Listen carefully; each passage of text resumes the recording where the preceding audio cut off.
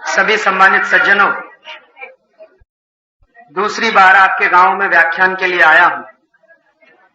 पिछली बार आया था, आपसे मैंने कुछ बातें कही थी देश की आर्थिक स्थिति के बारे में, देश की राजनीतिक स्थिति के बारे में। आज आपसे एक नई बात कहना चाहता हूं जो पिछले 5-6 महीनों में इस देश के सामने पैदा हुई। हमारे देश में पिछले 5-6 महीने में एक घटना घटित हुई और उसके बाद हमारे देश के ऊपर कई तरह की परिस्थितियां पैदा हो गई उस दुर्घटना के कारण, उस घटना के कारण। घटना ये थी, मई के महीने में भारत के वैज्ञानिकों ने 5 आणविक परीक्षण किए थे। जब भारत के वैज्ञानिकों ने 5 आणविक परीक्षण किए तो अमेरिका की सरकार ने भारत के ऊपर आर्थिक पाबंदी लगा दी और अमेरिका की सरकार ने भारत के ऊपर आर्थिक पाबंदी लगाई। उसके बाद जापान की सरकार ने भी भारत के ऊपर आर्थिक पाबंदी लगाई। अमेरिका और जापान के बाद दुनिया के बहुत सारे देश हैं जिन्होंने भारत पर आर्थिक पाबंदी लगाने की घोषणा की।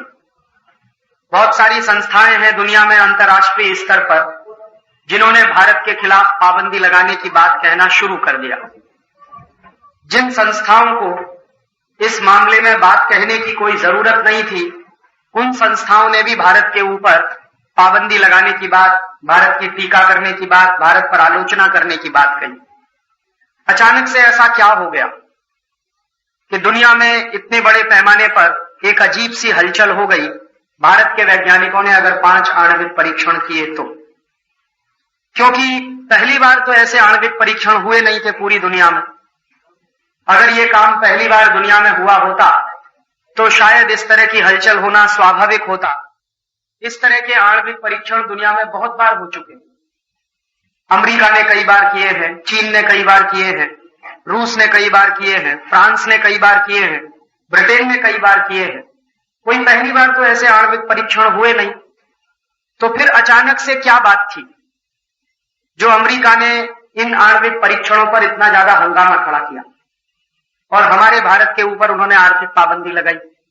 इस राजनीति को समझना बहुत जरूरी है। आज जिन अंतर्राष्ट्रीय माहौल में हम रह रहे हैं, जी रहे हैं, उन अंतर्राष्ट्रीय माहौल को समझे बिना हम हमारे देश की सुरक्षा कर नहीं सकते, अपने राष्ट्र की रक्षा कर नहीं सकते।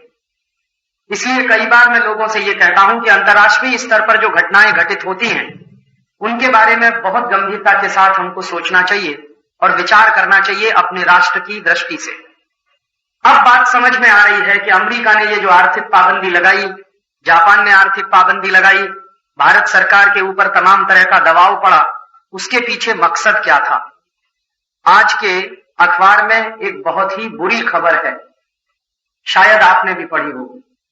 सवेरे से जब से मैंने वो खबर पढ़ी है मैं बहुत अशांत हूं। भारत के प्रधानमंत्री श्री अटल बिहारी वाजपेयी का एक बयान है, उसमें उन्होंने कहा है कि हम सीटीबीटी पर हस्ताक्षर कर देंगे। अब तक पिछले 50 साल से भारत का ये दृढ़ निश्चय रहा है कि हम सीटीबीटी पर और एनपीटी जैसी संधियों पर हस्ताक्षर नहीं करेंगे, लेकिन अब भारत के प्रधानमंत्री ने कह दिया है कि हम सीटीबीटी पर हस्ताक्षर कर देंगे। दूसरी जो महत्वपूर्ण बात भारत के प्रधानमंत्री ने कही है वो ये कि सिद्धांत रूप में हमारा सीटीबीटी से कोई विरोध नहीं है। ये और भी खतरनाक बात है। अब तक 50 साल से हमारा सैद्धांतिक विरोध ही था सीटीबीटी से। और सैद्धांतिक विरोध क्या था? सैद्धांतिक विरोध यह था कि सीटीबीटी नाम की संधि एक ऐसी संधि है जिसमें दुनिया के अमीर देशों के पास हर तरह का परमाणु हथियार रखने की खुली छूट है और गरीब देशों को परमाणु परीक्षण करने की भी छूट नहीं। माने हमारे जैसे गरीब देश हैं जो पूरी दुनिया में, वो अणु परीक्षण भी नहीं कर सकते, लेकिन अमेरिका, चीन और फिर फ्रांस, फिर ब्रिटेन और रूस जैसे जो देश हैं वो ना सिर्फ अणु परीक्षण कर सकते हैं बल्कि आणविक हथियार बना भी सकते हैं। इसकी खुली छूट है सीटीबीटी नाम की संधि में। तो पिछले कई वर्षों से भारत में जो विरोध हो रहा है सीटीबीटी संधि का, वो इसी बात पर हो रहा है कि हम ऐसे सिद्धांत को नहीं मान सकते जिसमें दुनिया के कुछ राष्ट्रों को विशेष अधिकार दिया जाए कि वो अणु बम बना सके और बाकी सब राष्ट्रों को कोई भी अधिकार नहीं दिया जाए कि वो कुछ भी हथियारों का परीक्षण ना कर सके। ऐसी भेदभावपूर्ण संधि के हम विरोधी रहे हैं और इसमें भारत की किसी पार्टी का प्रश्न नहीं है। अब तक भारत में जितनी सरकारें आई हैं, सबने पूरी ताकत लगाकर इस संधि का विरोध किया है। माननीय श्री अटल बिहारी वाजपेयी जब विपक्ष के नेता थे और श्री इंद्र कुमार गुजराल इस देश के प्रधानमंत्री थे, तो उनका पार्लियामेंट में भाषण था 1.5 घंटे का, जिसमें श्री अटल बिहारी वाजपेयी ने कहा था कि ये परमाणु भेदभाव की नीति हमको मंजूर नहीं है। और आज अचानक से सरकार ने इतनी बड़ी पलटी खाई है कि आज के अखबार में उन्होंने स्टेटमेंट कर दिया है कि हम हस्ताक्षर कर देंगे। अब समझ में आ रहा है कि अचानक से मई में जो अणु परीक्षण हुआ और उसके बाद अमेरिका जैसे देशों ने जो दबाव डालने की राजनीति शुरू की भारत के ऊपर, जो आर्थिक पाबंदी लगाकर सरकार पर दबाव डालने की नीति शुरू की, उसमें भारत सरकार फंस गई और अमेरिका के सामने अब भारत सरकार सरेंडर करने जा रही है। आज एक दूसरा बयान और है अखबार में, जिसको मैं और भी दुर्भाग्यपूर्ण मानता हूं। भारत सरकार की तरफ से अमेरिका में भेजे गए हमारे देश के एक व्यक्ति हैं जिनका नाम है श्री जसवंत सिंह। वो बातचीत कर रहे हैं अमेरिकी सरकार के एक सचिव से, उसका नाम है स्ट्रॉप टॉलबोट। स्ट्रॉप टॉलबोट बहुत निम्न स्तर का अधिकारी है और भारत में जसवंत सिंह जी केंद्रीय स्तर के मंत्री स्तर के व्यक्ति हैं। उपाध्यक्ष जो होता है योजना आयोग का, वो केंद्रीय स्तर का मंत्री होता है और स्ट्रॉप टॉलबोट अमेरिका में एक अंडर सेक्रेटरी लेवल का अधिकारी है। तो सबसे ज्यादा अपमानजनक तो ये बात है कि भारत के केंद्रीय स्तर का मंत्री अमेरिका के एक निम्न स्तर के सचिव के साथ बातचीत में लगा हो। अगर भारत सरकार के मंत्री श्री जसवंत सिंह जी, जो मंत्री की हैसियत से वहां पर हैं, सिर्फ योजना आयोग के उपाध्यक्ष की हैसियत से नहीं है, वो अमेरिका के रक्षा मंत्री के साथ बातचीत करते, तो बात समझ में आती है कि एक मंत्री स्तर पर बातचीत कर रहा है। लेकिन अमेरिका ने इतनी भी घास नहीं डाली कि वो अपने केंद्रीय स्तर के किसी मंत्री को बातचीत के लिए भेजे जसवंत सिंह जी को। और जसवंत सिंह जी का भी जो कहना है वो इसी तरह का कि अब हमको सीटीबीटी पर हस्ताक्षर करने की बात मान लेनी चाहिए। अगर अमेरिका हमको कुछ रियायत दे दे, क्या रियायत चाहते हैं ये? सिर्फ इतनी सी रियायत वो चाहते हैं, इतनी सी बात वो चाहते हैं जो उनके बयान में है कि अगर अमेरिका कुछ तरह की टेक्नोलॉजी देने के लिए हमको तैयार हो जाए तो हम सीटीबीटी पर हस्ताक्षर कर दें। ये सबसे बड़ा दुर्भाग्यपूर्ण काम होगा अगर भारत सरकार इसको करती है अगले हफ्ते भर में या 10 दिन में। आज के बयान से ऐसा लगता है कि माननीय श्री अटल बिहारी वाजपेयी जी जब विदेश यात्रा से लौटेंगे, अभी यूनाइटेड नेशंस के जो जनरल असेंबली का सेशन है उसमें भाषण देने के लिए वो गए हैं, हो सकता है वहीं पर हस्ताक्षर कर दें या हो सकता है उसके 1-2 दिन आगे पीछे हस्ताक्षर कर दें। इस देश के लिए बहुत बड़ी राजनीतिक दुर्घटना होगी। माने मेरे अपने शब्दों में पिछले 50 साल में इस देश की सबसे बड़ी राजनीतिक दुर्घटना होगी। एक राजनीतिक दुर्घटना मैं मानता हूं गेट करार पर हस्ताक्षर होना 15 दिसंबर 1994 को, और उससे बड़ी दूसरी दुर्घटना मैं मानता हूं सीटीबीटी पर हस्ताक्षर होना, जो अगले कुछ दिन में होगा। तो इस बात की गंभीरता का अध्ययन हम सबको करना होगा कि आखिरकार इनकी मजबूरी क्या है, ये कौन से दबाव में काम कर रहे हैं, भारत सरकार के ऊपर दबाव किस तरह के और बौखलाहट किस तरह की, और इसमें से बाहर निकलने के लिए हमको कोई रास्ता सुझाई देता है क्या, दिखाई देता है क्या? मेरा आपसे विनम्र निवेदन है कि आज से ही बहुत बड़ी संख्या में हिंदुस्तान के प्रधानमंत्री के पास हजारों लाखों पत्र पहुंचने चाहिए कि हम देश के लोग नहीं चाहते कि आप सीटीबीटी पर हस्ताक्षर करें। हमने आपको प्रधानमंत्री बनाया, लेकिन इस बात के लिए नहीं बनाया कि आप सीटीबीटी जैसी संधि पर हस्ताक्षर करें। कम से कम जब तक पार्लियामेंट इसके लिए आपको परमिशन नहीं देती, तब तक आप सीटीबीटी पर हस्ताक्षर नहीं कर सकते। हमारे यहां स्थिति शायद वैसी हो सकती है जैसे पाकिस्तान में। पाकिस्तान का प्रधानमंत्री नवाज शरीफ पूरी तरह से अमेरिकन दबाव में सरेंडर कर गया है, और नवाज शरीफ ने सिर्फ घोषणा ही नहीं की सीटीबीटी पर हस्ताक्षर करने की, बल्कि नवाज शरीफ ने तो अपनी पार्लियामेंट में सीटीबीटी पर हस्ताक्षर करने के लिए एक प्रस्ताव भी पारित करवाने की कोशिश की, जो दुर्भाग्य से पारित नहीं हुआ, क्योंकि पाकिस्तान की पार्लियामेंट में जितने एमपीज बैठे हैं वो सब इसके विरोधी हैं और वो प्रस्ताव पारित नहीं हुआ। लेकिन पाकिस्तान का प्रधानमंत्री चाहता है कि सीटीबीटी पर हस्ताक्षर करना चाहिए। यही स्थिति भारत में भी हो सकती है। हो सकता है भारत के प्रधानमंत्री चाहते हो कि सीटीबीटी पर हस्ताक्षर करना चाहिए, लेकिन हमारी पार्लियामेंट में अगर यह प्रस्ताव आए तो मैं 100% विश्वास से कह सकता हूं कि इस पर वोट नहीं पड़ेगा समर्थन में। हो सकता है भारतीय जनता पार्टी के बहुत सारे सांसद इसके विरोध में वोट डालें। जरूरी नहीं है कि प्रधानमंत्री का यह प्रस्ताव पर पार्लियामेंट से पारित हो जाए। इसलिए मुझे लगता है कि अभी से भारत के प्रधानमंत्री पर दबाव बनाने की रणनीति हमको करनी होगी और आप लोग अपनी व्यक्तिगत हैसियत से, आप अपने संगठन की हैसियत से, इस गांव के दूसरी संस्थाओं की हैसियत से 1000, 2000, 5000, 10,000 जितनी चिट्ठियां भिजवा सकें प्रधानमंत्री के हाउस में, प्रधानमंत्री के कार्यालय में, या यहां से टेलीग्राम जा सके, ताकि सरकार पर इस बात का दबाव बनना चाहिए कि भारत के लोग इसके समर्थन में नहीं हैं और उनको ये बात का अंदाजा लग जाना चाहिए कि अगर हमने ये गलती की तो इसका भुगतान इस देश के लोग हमको करके दे देंगे। माने इस देश के लोगों को यह भी सिद्ध करना होगा कि वो राष्ट्र के साथ हैं या सरकार के साथ है। ये ऐसी संकट की घड़ी है इस समय देश के साथ। अब हमको या तो राष्ट्र को चुनना है या सरकार को चुनना है। मेरा मानना यह है कि सरकारें कुछ नहीं है राष्ट्र के साथ। सरकारें आती हैं, सरकारें जाती हैं। सरकारें आज चल रही हैं, कल नहीं भी चलेंगी। प्रधानमंत्री रहेंगे, नहीं भी रहेंगे, लेकिन इस राष्ट्र को रहना है इस देश में। इसलिए राष्ट्र की कीमत पर कोई भी समझौता हो नहीं सकता और राष्ट्र की राजनीतिक संप्रभुता पर कोई समझौता नहीं हो सकता। और कम से कम सीटीबीटी एक ऐसी संधि है जिस पर राष्ट्र की राजनीतिक संप्रभुता खतरे में टिकी हुई।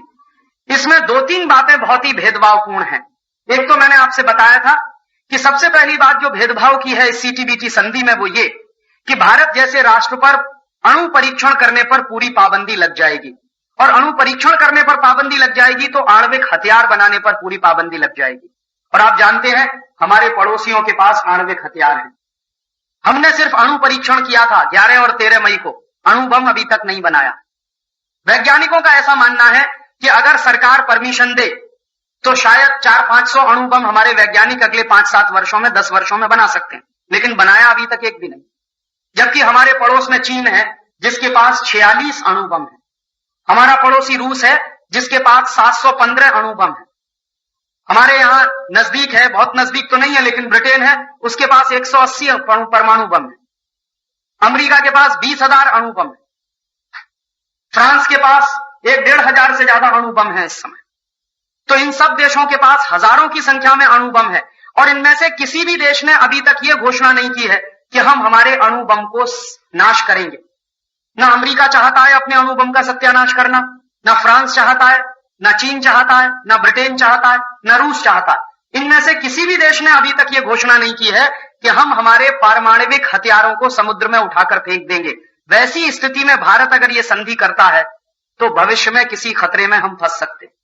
और आप जानते हैं इस समय चीन की दोस्ती पाकिस्तान से बहुत अच्छी है।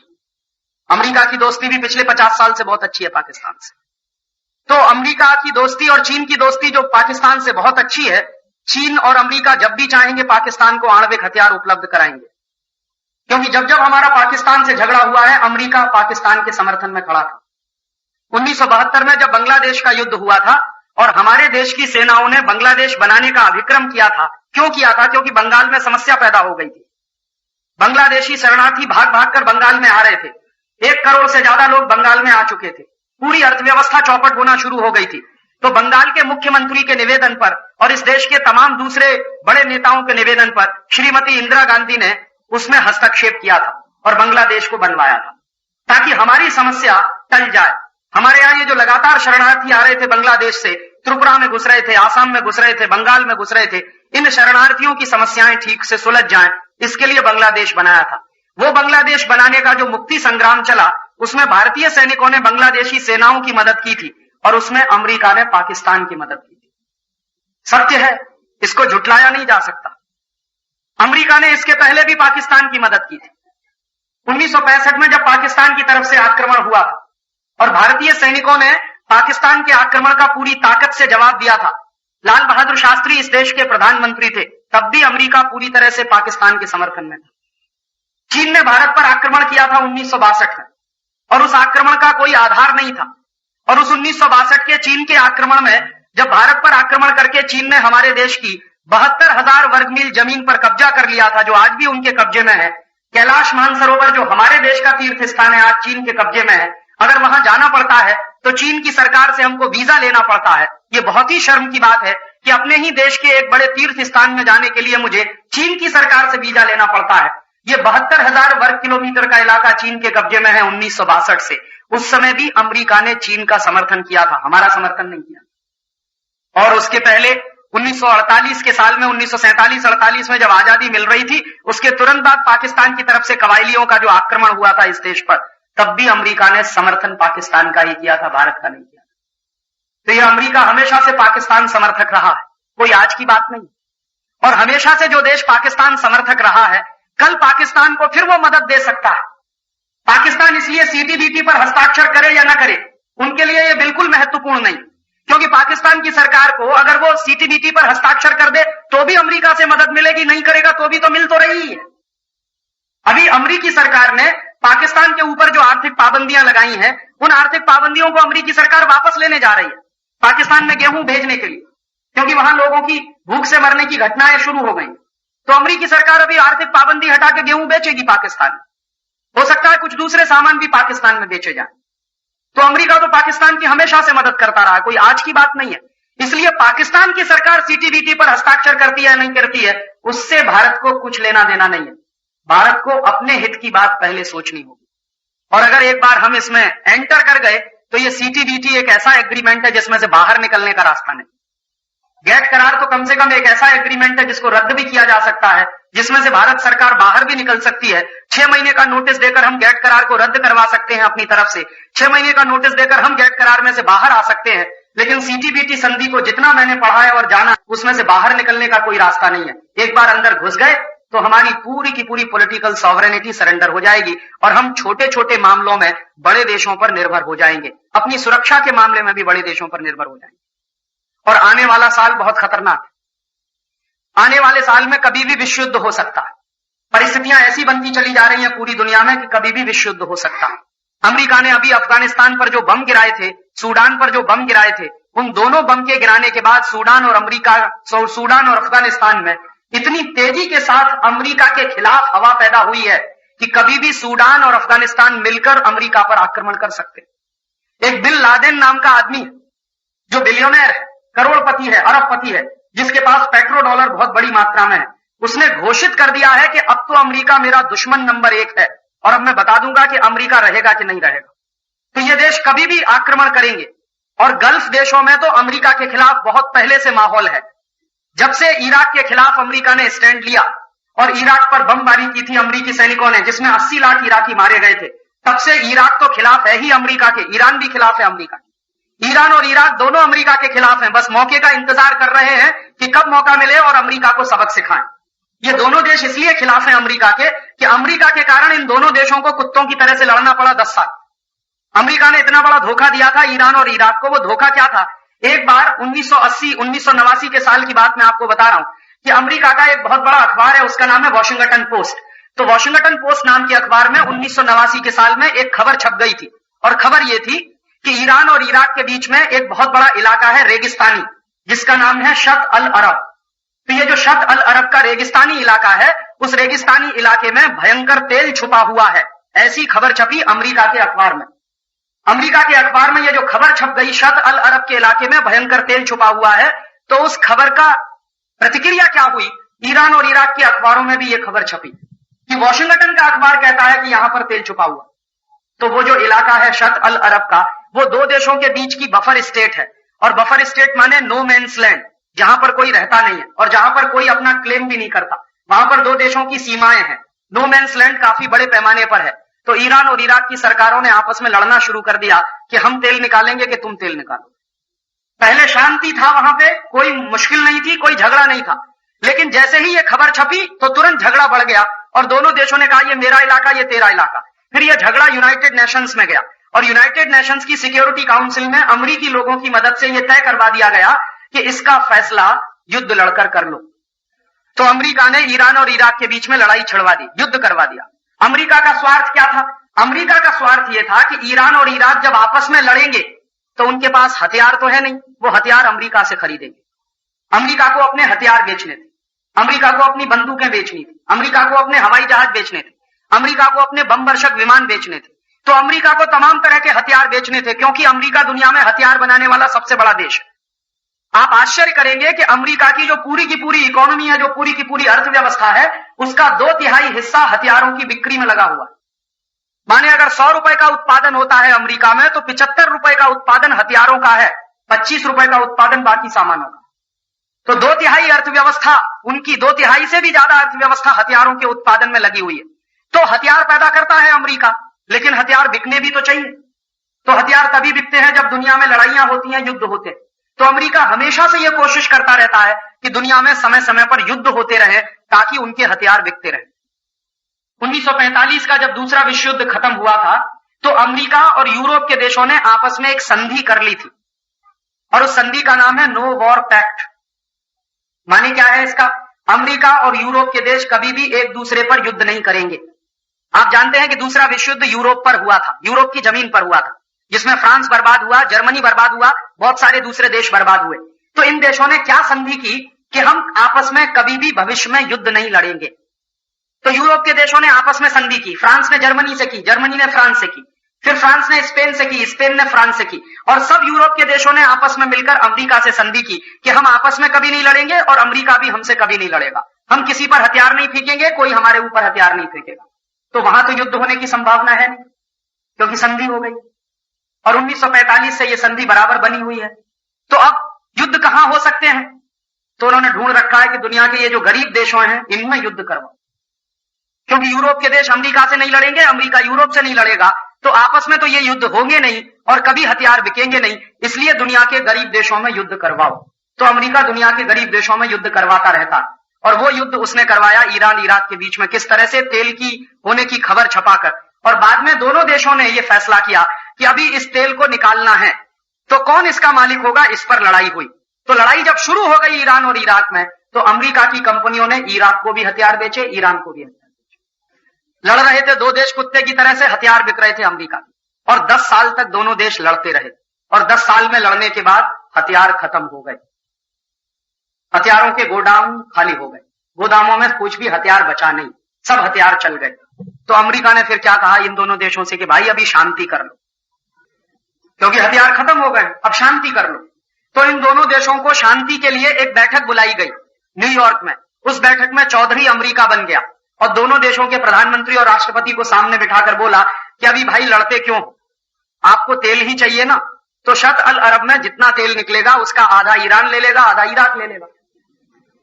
आप देखिए अमेरिका कितना बेईमान और बदमाश देश है। यही बात पहले भी हो सकती थी, युद्ध होने के पहले, कि जितना तेल निकलेगा आधा तुम ले लो, आधा तुम ले लो, लेकिन नहीं होने दिया। पहले युद्ध करवाया, 10 साल तक युद्ध चलवाया, उसके बाद हथियार बिकवाए, जब हथियार खत्म हो गए तब शांति की बात की, और उसके बाद हो गया फैसला।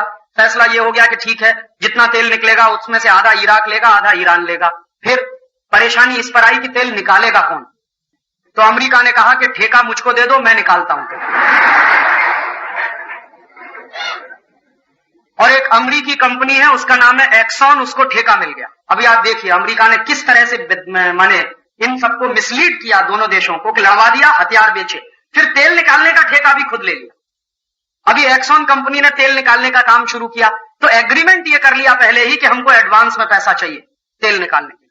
तो दोनों देशों के पास पैसा नहीं था, तो उन्होंने विश्व बैंक से कर्जा लेकर पैसा दे दिया उस कंपनी, और उस कंपनी ने तेल निकालने का धंधा चालू किया। 1 साल हो गया, 1.5 साल हो गया, 2 साल हो गया। 2 साल के बाद कंपनी ने कह दिया कि इस पूरे इलाके में कहीं भी तेल ही नहीं है। अब तब दोनों देश के राष्ट्रपति और प्रधानमंत्रियों ने अपने अपने सिर पे हाथ पीटा और कहा कि कहां हम फंस गए, इस अमेरिका जैसे नालायक देश की चक्कर में फंसकर पूरा बर्बाद कर लिया। और उस 10 साल के युद्ध में ईरान चौपट हो गया, इराक बर्बाद हो गया, लाखों लोग ईरान के मरे, लाखों लोग इराक के मरे। और उस बर्बादी के बाद ऐसी बर्बादी आई है कि अभी तक वो संभल नहीं पाए। ऐसे अमेरिका तमाशा करता रहता है। तो ईरान भी अमेरिका के खिलाफ है, इराक भी अमेरिका के खिलाफ। और अभी जब गल्फ वॉर हुआ था दोबारा से 1990 में, जब इराक के ऊपर आक्रमण किया था अमेरिका ने और 28 देशों ने मिलकर, 80 लाख इराकी उसमें मारे गए थे। अमेरिका ने इराक के स्कूलों पर बम गिराए थे, अमेरिका ने इराक के हॉस्पिटल्स पे बम गिराए थे, अमेरिका ने इराक के मस्जिदों पर बम गिराए थे, जबकि ये तीनों ही स्थानों पर बम नहीं गिराए जाते। जब भी युद्ध होता है तो अंतर्राष्ट्रीय कानून है कि स्कूलों पे बम नहीं गिराया जाएगा, हॉस्पिटल्स पे बम नहीं गिराए जाएंगे और धार्मिक स्थानों पर बम नहीं गिराएंगे। लेकिन अमेरिकी सैनिकों ने गिराए और 80 लाख इराकी मर गए। तब से इराक में भयंकर अमेरिका का विरोध है, और इराकी राष्ट्रपति भी बहुत अमेरिका विरोधी। तो अभी हालात ऐसे बन रहे हैं कि ये सब के सब गल्फ देश शायद एक ना हो जाएं अगले साल तक, और अगर ये एक हुए तो हो सकता है ये जमकर आक्रमण करेंगे और तब कोई विश्व युद्ध हो सकता है। और ऐसी स्थिति में अपने देश की सुरक्षा का सवाल आएगा और तब हमको अफसोस होगा इस बात पर कि क्यों हमने सीटीबीटी पर साइन किया। अगले 1-1.5 साल के बाद परिस्थिति इतनी तेजी से बदलने जा रही है पूरी दुनिया की, शायद मई 99 के बाद युद्ध शुरू ही ना हो जाए। आप कहेंगे राजीव भाई आप कोई प्रोफेसी कर रहे हैं। मैं कोई प्रोफेसी नहीं कर रहा, मैं कोई भविष्यवक्ता नहीं हूं। जो आर्थिक राजनीतिक स्थितियां पैदा हुई हैं पूरी दुनिया में, उनको ध्यान में रखते हुए मैं ये बता रहा हूं कि हो सकता है मई 1999 के बाद युद्ध ना शुरू हो जाए। उसके कारण क्या है? एक तो कारण यह है कि ये गल्फ देशों ने एक होना शुरू कर दिया। जिस दिन सूडान, अफगानिस्तान और लीबिया और उनका एक देश है सऊदी अरब, सऊदी अरब में इस समय अमरीकी सैनिक पड़े हुए हैं। जिस दिन सऊदी अरब की सरकार ने फैसला किया कि हम अमरीकी सैनिकों को अपनी जमीन पर नहीं रहने देंगे, उसी दिन युद्ध शुरू हो सकता है। बस देर अब इसी बात की है कि सऊदी अरब से जिस दिन अमरीकी सैनिक हटना शुरू होंगे, उसी दिन से युद्ध शुरू हो सकता है। और वैसी युद्ध की परिस्थिति में अपने देश की सुरक्षा का सवाल सबसे महत्वपूर्ण होगा और तब शायद हमको अफसोस होगा कि सीटीबीटी पर हस्ताक्षर क्यों किया गया। और इस युद्ध के एक दूसरे कारण और हैं कि एक तो ये गल्फ देशों में एकता हो रही है, दूसरी तरफ जनवरी 1999 के बाद यूरो डॉलर नाम की एक करेंसी आ रही है अंतर्राष्ट्रीय बाजार में। यूरोप के 12 देश एक हो गए, उन्होंने कॉमन यूरोपियन मार्केट बना लिया।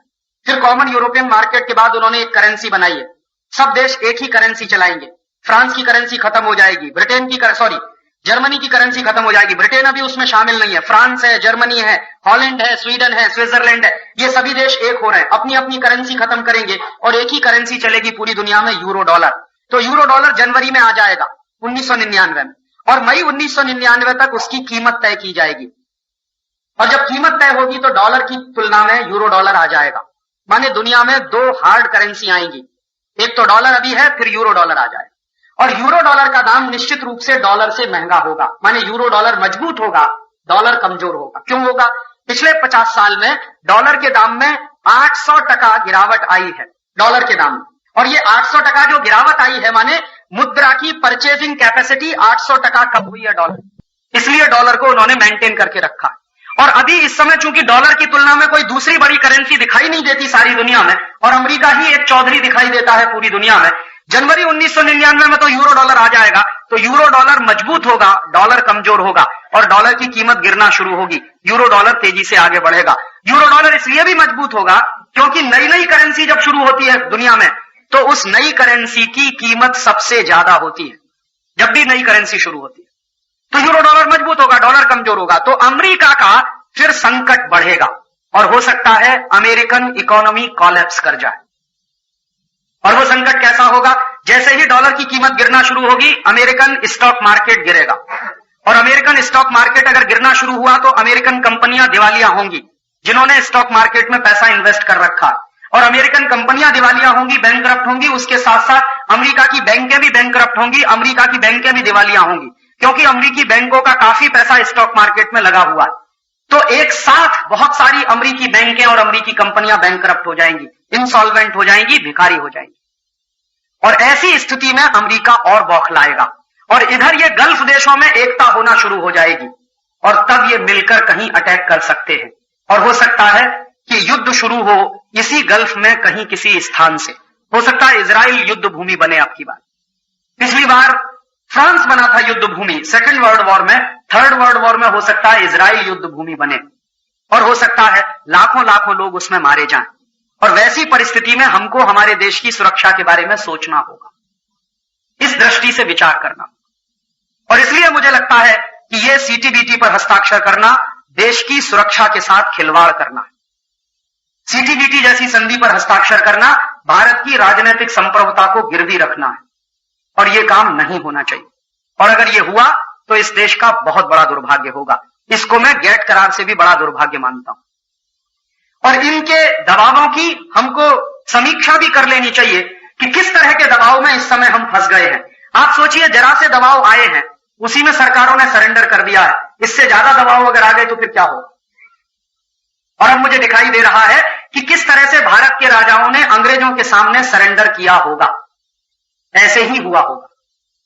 आज के राजा जिस तरह से सरेंडर कर रहे हैं अमेरिका के सामने, ऐसे ही भारत के पुराने जमाने के राजाओं ने सरेंडर किया होगा अंग्रेजों के सामने। तो शायद अपना इतिहास फिर दोहरा रहा है अपने आप।